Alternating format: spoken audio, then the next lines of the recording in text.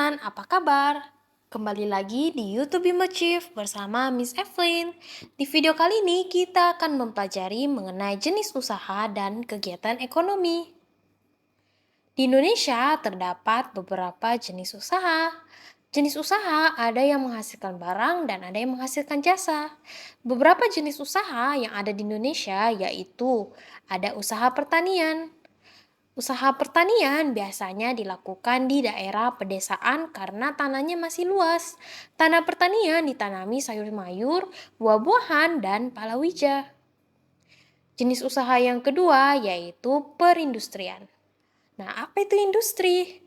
Jadi, industri adalah kegiatan memproses atau mengolah barang dengan menggunakan sarana dan peralatan, misalnya mesin. Nah, pengolahan industri ada tiga. Nah, yang pertama ada industri yang mengolah bahan baku menjadi produk olahan. Yang kedua, ada industri yang mengolah bahan baku menjadi bahan setengah jadi. Yang ketiga, ada industri yang mengolah bahan setengah jadi menjadi bahan jadi.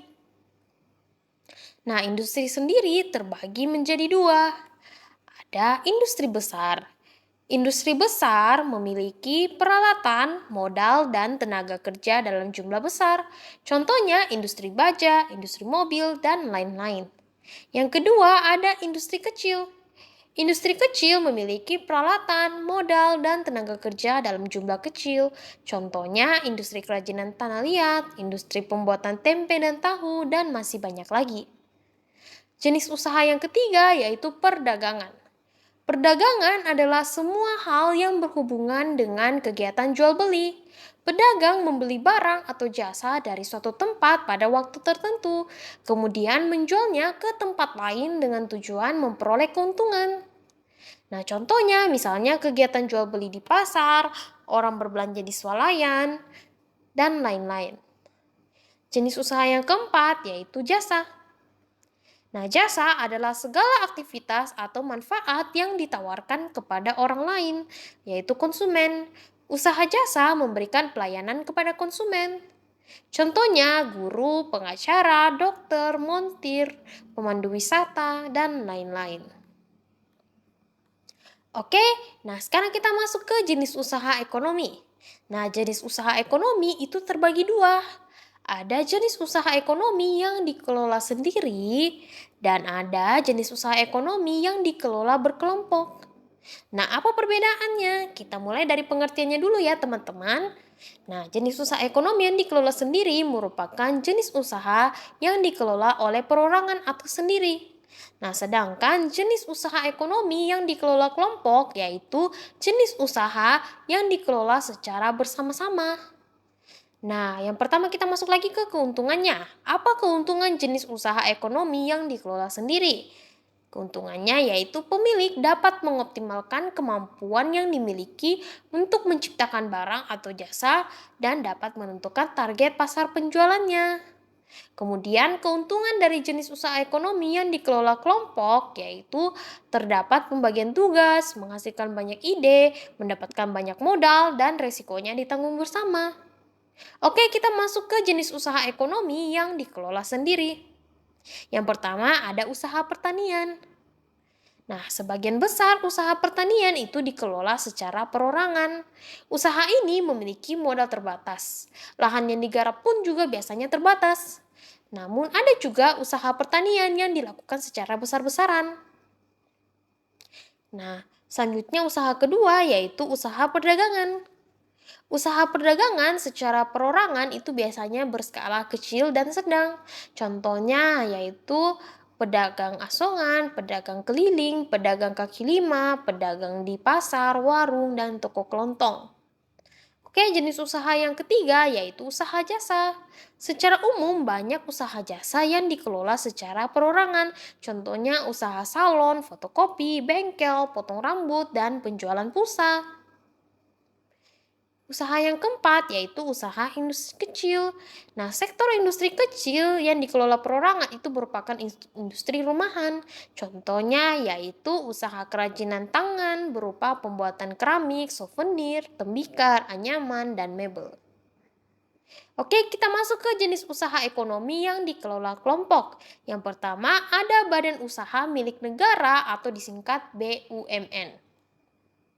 Jadi, badan usaha milik negara atau BUMN merupakan perusahaan yang seluruh atau sebagian besar modalnya dimiliki oleh negara. Nah, BUMN ini dapat berbentuk perusahaan umum atau perum dan perseroan terbatas atau persero. Nah, BUMN ini bergerak di bidang usaha yang bersifat strategis atau vital, misalnya bidang energi listrik dan telekomunikasi. Nah, ini beberapa contoh BUMN, yaitu ada Pegadaian, Telkom Indonesia, Pertamina, BNI, Garuda Indonesia, dan masih banyak lagi.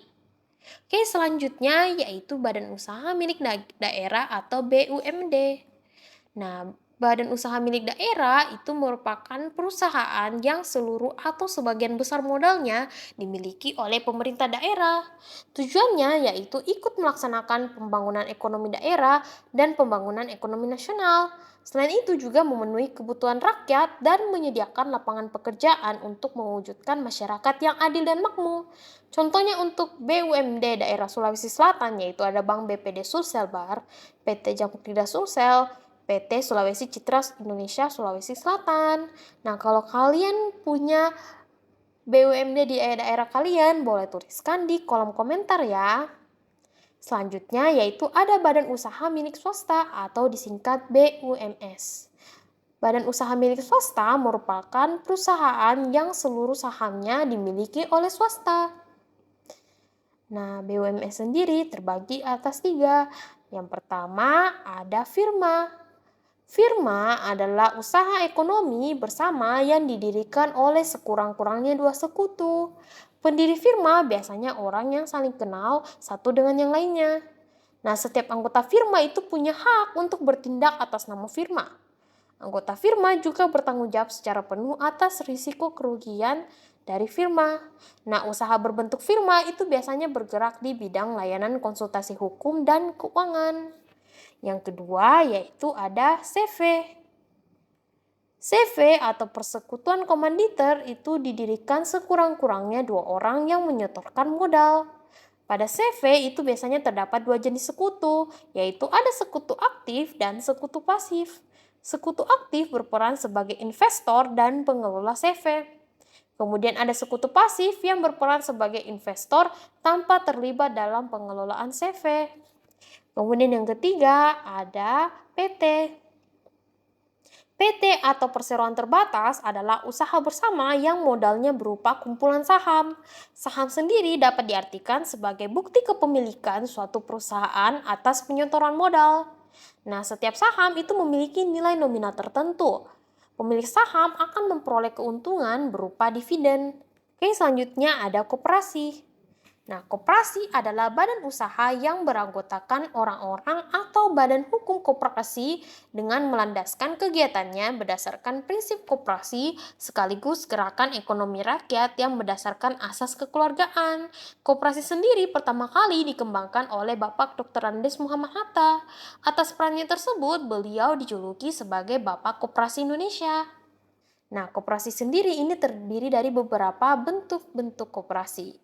Yaitu yang pertama ada koperasi konsumsi, yaitu koperasi yang menyediakan berbagai barang konsumsi untuk memenuhi kebutuhan sehari-hari.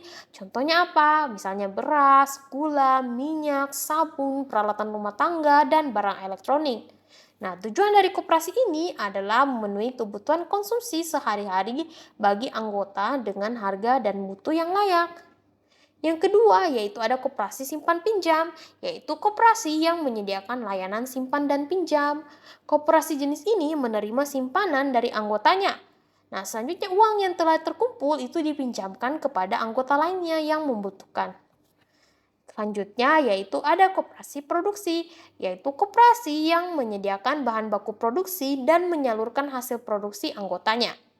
Nah, koperasi ini biasanya beranggotakan para produsen atau pengusaha, misalnya pengusaha batik, pengusaha tahu tempe, dan sapi perah.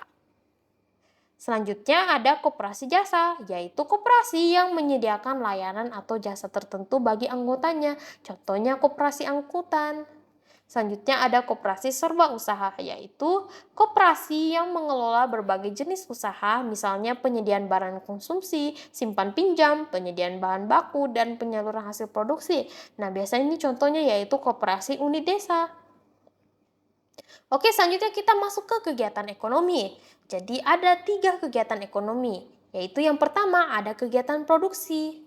Produksi adalah kegiatan yang dikerjakan untuk menambah nilai guna suatu benda atau menciptakan benda baru sehingga lebih bermanfaat dalam memenuhi kebutuhan. Orang yang melakukan kegiatan produksi kita sebut sebagai produsen.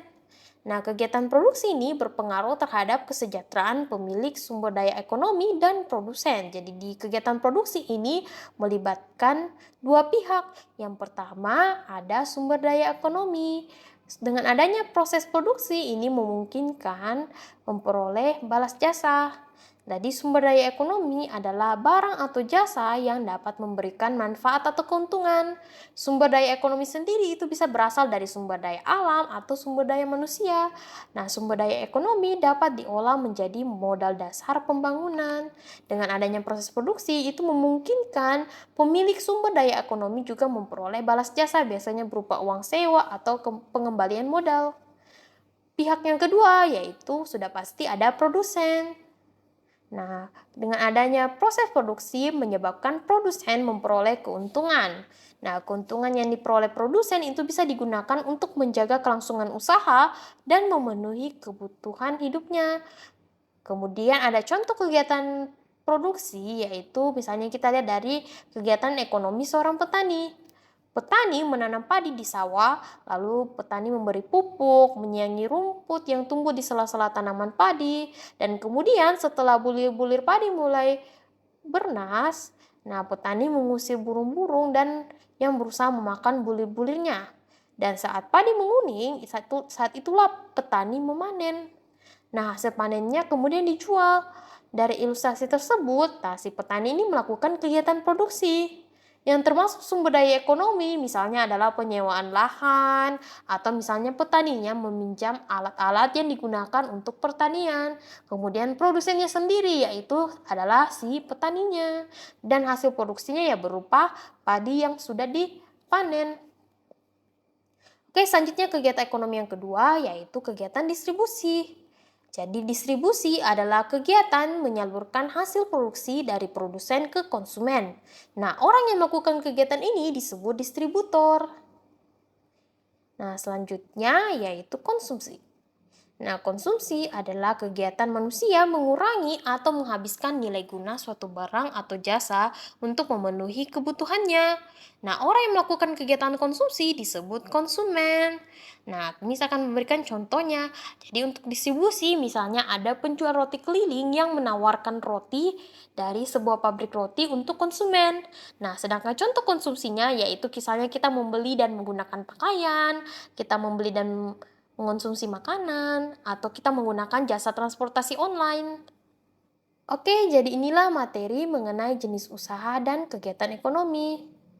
Nah, selanjutnya kita akan mempelajari cara menghargai kegiatan usaha ekonomi orang lain. Yang pertama yaitu kita menumbuhkan persaingan usaha yang sehat dalam kegiatan perekonomian.